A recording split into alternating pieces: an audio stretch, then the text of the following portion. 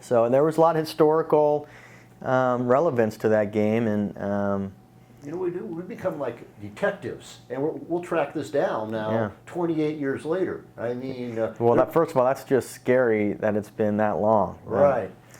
Time is relentless. We'll say 20 plus years later. Yeah, okay. That's 20-ish. 20-ish, exactly. Yeah, that's a little better. And then also we will probably have to educate your wife. She has probably no clue what we're talking about right now. No clue, and I don't think she has any desire to have any clue. But okay, so she's not our audience, but we want to educate people that want to know, you know. And well, I think the further past you get, what a lot of people consider the pinnacle of their adolescence, and most kids have a great high school career, and that's it. You know, if you're lucky, you get to go on and play in college, and if you're even luckier, you get to go on after that. But the vast majority of kids, they look back to those few years of their life with great memories, and so for most kids in the area that had any inkling of athletic career, whether it was a different sport, but I think a lot of people would be interested in revisiting that.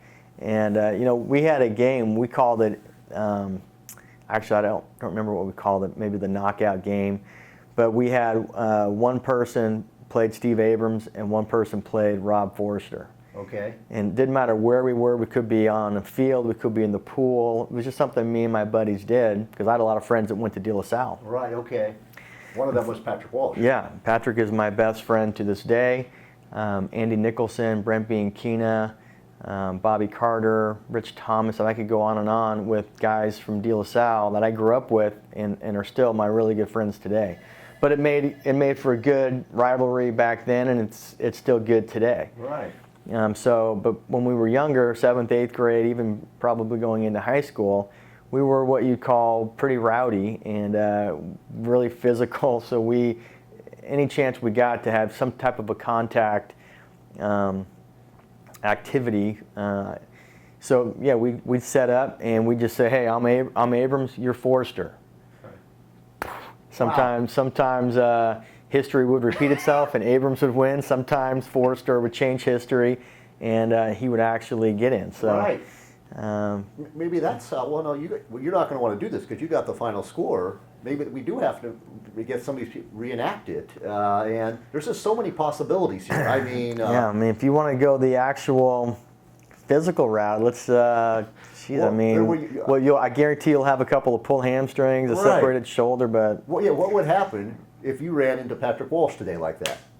Oh, I think we would both be on the ground for a long time. It'd be like the end of was it Rocky 1 or Rocky 2, where they kind of punched each other and. Yeah, I didn't like getting pitted up against Patrick back then, and I wouldn't like it today. He's still as tough as they come. So. Sarah High School.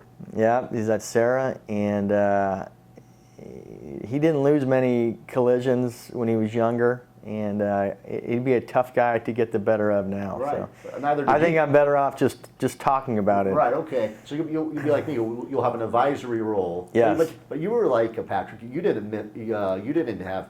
There weren't too many collisions. You didn't get the best of.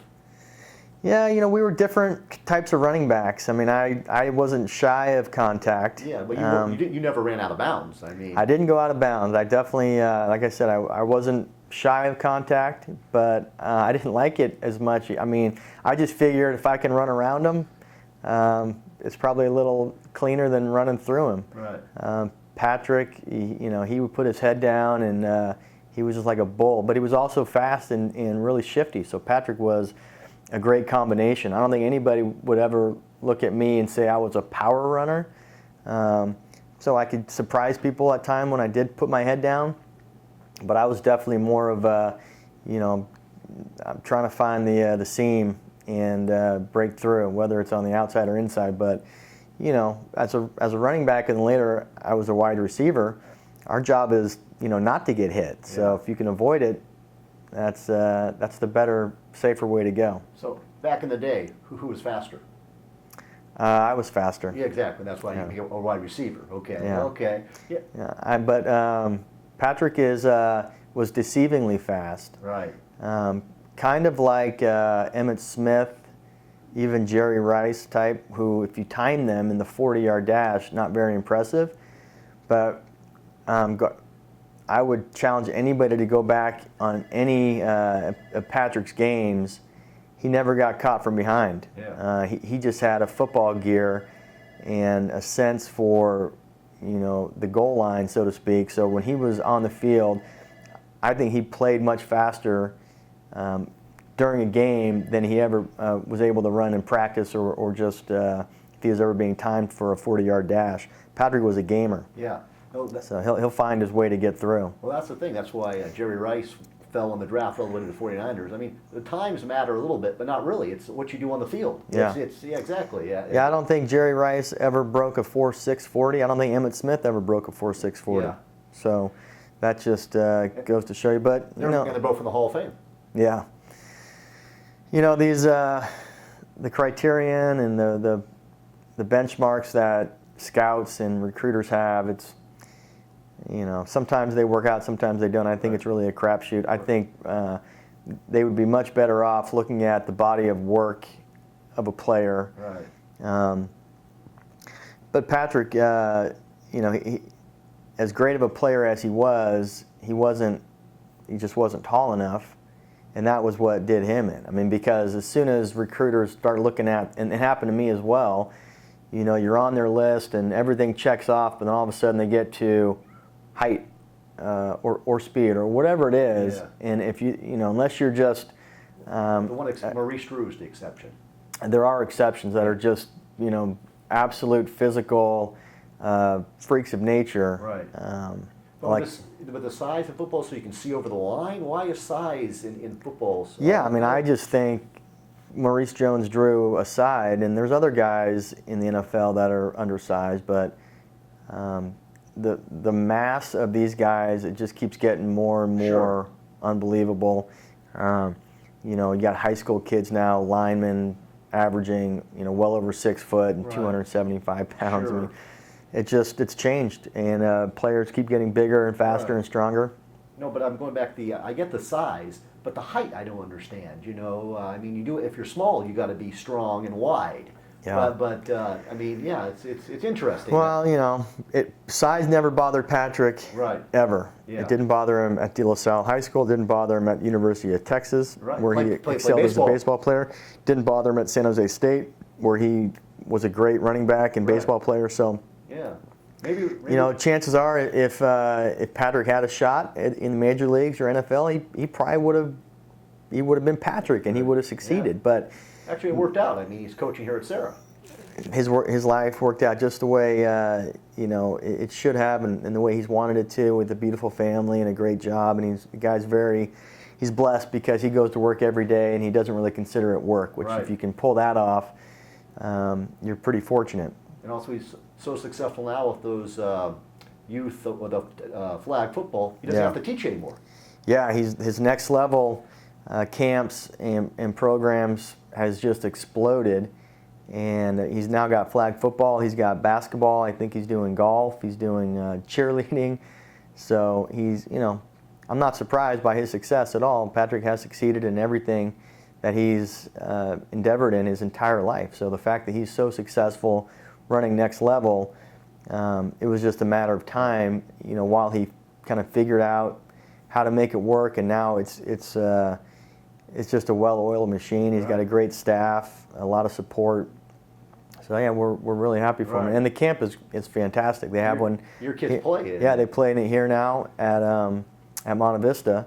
Bart Bergman runs the oversees the games and the coaches and the referees, and he's got a waiting list. I think there's I don't know, maybe 500 kids, probably not that many, but a good amount of kids Right. that are on the waiting list because they Okay. sold out. So Yeah. he's doing really well. And then what you'll do, I've already talked to Pat. I'll go down to Patrick and have him talk about you. See. Yeah, And because you guys, when did you meet? Like 8 years old or a little younger? Yeah, about 8. Okay. It was definitely when we were 8 because we were playing Little League at that time. I mean, technically, we probably were on the field together when we were 5, 6, 7. But as far as recollecting and having memories of Patrick as being a friend, yeah, probably 8, 9 years old. So. Right. And then the final thing is, that was 8-9, you guys were 22-23 when UOP shut down. That gave you an opportunity to play with Patrick as a 20-year-old. I mean, that must have been wonderful. Yeah, and I had two choices, San Jose State or Boise State. And obviously playing with Patrick and having that experience, playing with my best friend, and obviously we lived together, that was a huge incentivizing aspect to it. Boise State was appealing as well. They weren't quite the Boise State that they are now. Did they have the blue turf? I don't think they had the blue turf then. I don't remember if they did or not. But they hadn't quite, they were a program that was definitely on the rise, but they hadn't quite, crossed that barrier yet like they are now. Yeah. Well, looking back, I don't have any regrets. No. I'm glad I had that experience with San Jose State, and we played in the WAC. It was the first year of San Jose going to the WAC, so we had great competition, and so I enjoyed every second of it and loved playing with Patrick. But it also, now that Boise State has, even though they're down a little bit, but they've had all the success that they've had, it would have been kind of cool to have ties to that school. Boise State Broncos. As an alumni. You're right. Yeah. But maybe that would have been, if you'd done that, I might be doing, I'm joking, before people that are, I mean, sliding doors, right? Yeah, exactly. You never know. No. And I don't look back with any regrets on anything. Feel like everything that happened to me, every step that I took, every new adventure, new place, it all, had a piece in developing me and kind of leading me down the direction that I took. And here today. Yeah, exactly. that's right. You know what we do? Let's wrap up on this note. What we'll do is you and I will huddle off camera and figure out how we reconstruct this 1987 thing on tape. Okay. I thank you for your time today, Damon. This is my always pleasure. fun. Okay, you got it. Okay, thank you. Thank you.